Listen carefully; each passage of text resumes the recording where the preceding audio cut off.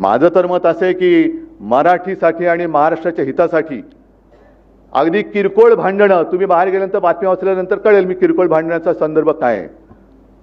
किरकोळ भांडणं बाजूला ठेवायला मी सुद्धा तयार आहे आणि मी सुद्धा सर्व मराठी माणसांना या हितासाठी, महाराष्ट्राच्या हितासाठी, मराठीसाठी एकत्र येण्याचं आवाहन करतोय.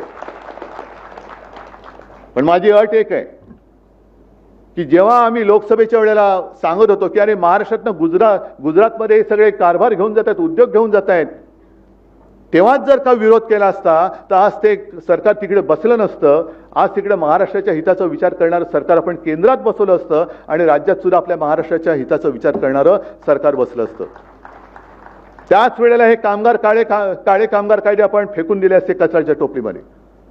पण तेव्हा पाठिंबा द्यायचा, आता विरोध करायचा, मग परत तडजोड करायची, हे असं नाही. महाराष्ट्राचं हित, मग त्याच्या आड जो कोणी येईल त्याचं स्वागत मी करणार नाही, त्याला मी घरी बोलवणार नाही, त्याच्या घरी मी जाणार नाही, त्याचं आगत स्वागत, त्याच्याबरोबर पंक्तीला बसणार नाही, हे पहिले ठरवा आणि मग महाराष्ट्र हिताच्या गोष्टी करा.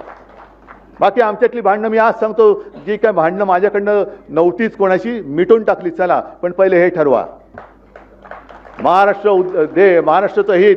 आणि मग त्यावेळेला सगळ्या मराठी माणसांनी ठरवायचं की भाजपसोबत जायचं का शिवसेनेसोबत, म्हणजे माझ्याबरोबर एसएनसी नाही, गद्दार सेना नाही. पण ठरवा कोणासोबत जाऊन महाराष्ट्राचं, मराठीचं आणि हिंदुत्वाचं हित होणार आहे, माझ्याबरोबर का भाजपबरोबर. आणि मग काय द्यायचा असेल तो अगदी पाठिंबा द्यायचा आहे, विरोध करायचा तो बिनशर्त करा, माझी काही हरकत नाही आहे. महाराष्ट्राचं हित ही एकच शर्त आहे माझी. पण मग बाकीच्यांना, ह्या चोरांना गाठीभेटी आणि कळत नकळत पाठिंबा किंवा त्यांचा प्रचार करायचा नाही. ही पहिली शपथ घ्यायची छत्रपती शिवाजी महाराजांची आणि मग टाळी देण्याची हळी द्यायची.